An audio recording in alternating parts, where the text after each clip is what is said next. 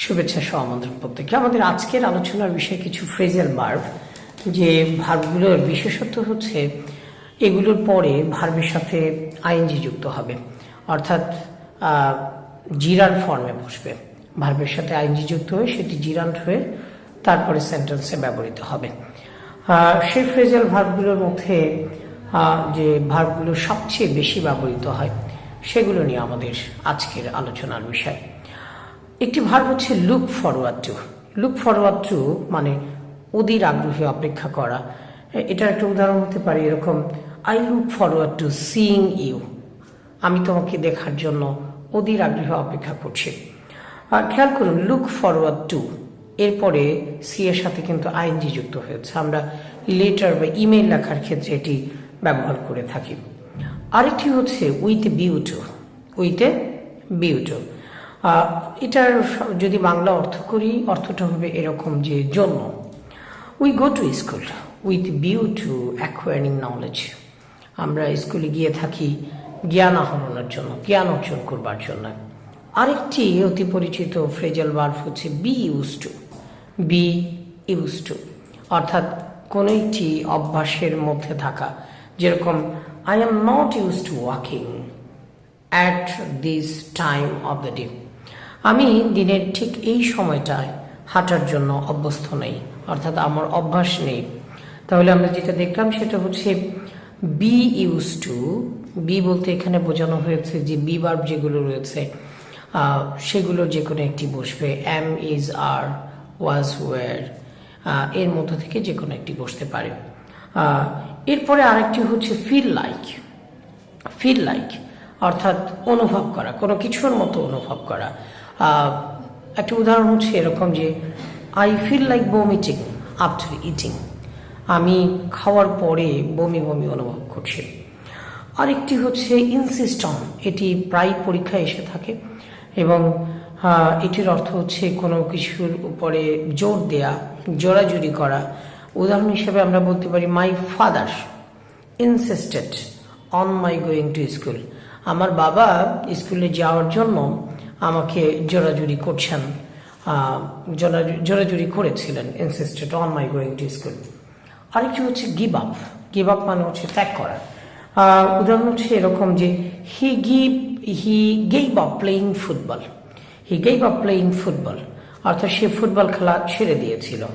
He gave up playing football. তাহলে দেখুন, আমরা যদি একটু বাড়িয়ে বলি he gave up playing football when he got married, অর্থাৎ যখন তার বিয়ে হয়ে গেছে তারপরে থেকে সে আর খেলেনি, সে খেলা ছেড়ে দিয়েছিল।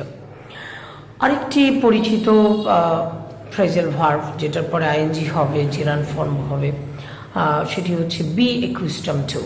বি অ্যাকুস্টম টু মানে হচ্ছে অভ্যস্ত। I am not accustomed to swimming in the pond. আমি পুকুরে সাঁতার কাটতে অভ্যস্ত নই। বি অ্যাকুস্টম টু মানে অভ্যস্ত বোঝাচ্ছে। আরেকটি হচ্ছে এডিক্টেড টু। এডিক্টেড টু মানে হচ্ছে কোনো কিছুতে আসক্ত। আসক্ত, যেরকম he is addicted two taking wine, অর্থাৎ সে এই যে মদ খেতে অভ্যস্ত, আসক্ত, অর্থাৎ তিনি এগুলো নিয়মিত ভিত্তিতে খান। এটিতে তার এক ধরনের নেশা হয়ে গেছে। এটি বোঝানোর জন্য এডিক্টেড টু ব্যবহার করে থাকি আমরা। এবং এরপরে জেরান ফর্ম বসবে, জেরান বসবে, ভার্বের সাথে আইএনজি যুক্ত হবে। ক্যান নট হেল্প আরেকটি phrasal verb. Can not help এটার পরেও ভার্বের সাথে আইএনজি যুক্ত হবে এবং জেরান্ড হয়ে বসবে। I can not help going there, আমি সেখানে না গিয়ে পারি না। হ্যাঁ, এরকম যদি কুড নট হয় তাহলে কুড নট হেল্পের পরেও ভার্বের সাথে আইএনজি হবে। I could not help going there, আমি সেখানে না গিয়ে পারিনি। এরপরে আরেকটি শব্দ হচ্ছে objection to. Objection to, objection to I have no objection to hearing your story again, অর্থাৎ তোমার গল্পটি শুনতে আমার আপত্তি নেই। I have no objection to, এরপরে ভার্বের সাথে ING. I have no objection to hearing your appeal, hearing your allegation. এটি এভাবে বসতে পারে। সুতরাং আমরা খুব পরিচিত কিছু ফ্রেজাল ভার্ব দেখলাম যেগুলোর পরে জেরান্ড বসবে, এবং এগুলো কিন্তু আমাদের মনে রাখতে হবে যে এই ভার্বগুলো যখন আসবে তার পরে আবশ্যিকভাবে আমরা ভার্বের সাথে আইএনজি যুক্ত করব এই ফ্রেজাল ভার্বগুলোর পরে।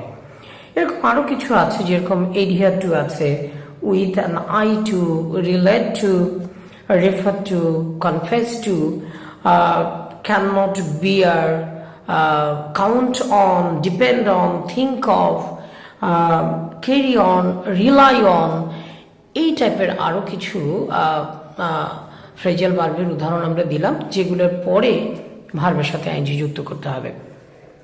সুতরাং আমরা প্রায়শই ভুল করে থাকি, আমরা যখন টু দেখে থাকি, এগুলোর অধিকাংশের সাথে টু যুক্ত রয়েছে, আমরা যখন টু দেখে থাকি তখনই আমরা মনে করি ইনফিনিটিভ মোডে লিখতে হবে, তারপরে আমরা ভার্বের প্রেজেন্ট ফর্ম বসিয়ে দিই, কিন্তু তখন কিন্তু স্বাভাবিকভাবে ভুল হয়ে যায়।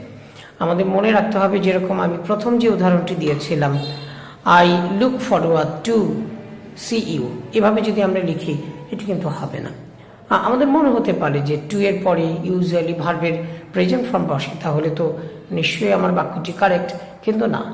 এই যে ফ্রেজাল ভার্বগুলো নিয়ে আমরা আলোচনা করলাম, যেগুলোর কথা বললাম, সেগুলোর পরে কিন্তু আবশ্যিকভাবে জেরান্ড বসবে, অর্থাৎ ভার্বের সাথে আইএনজি যুক্ত হবে।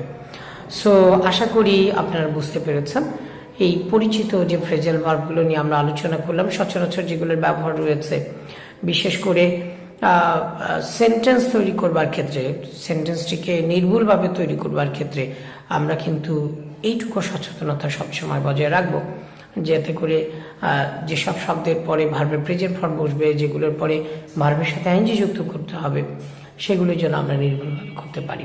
এবং এগুলো কিন্তু অনেকটা কমন মিস্টেক্সের মধ্যে পড়ে। আমরা অনেক সময় অসতর্কতা বশত এই শব্দগুলোর পরে ভার্বের প্রেজেন্ট ফর্মে দিয়ে থাকি, কিন্তু না, এগুলোর পরে কিন্তু ভার্বের সাথে আইএনজি যুক্ত হবে, দ্যাট ইজ জিরান বসবে। আশা করি এই পরিচিত ফ্রেজাল ভার্বগুলোর পরে এখন থেকে আমরা আইএনজি যুক্ত করব ভার্বের সাথে, কোনোভাবেই ভুল করব না। আপনাদের প্রত্যেককে ধন্যবাদ।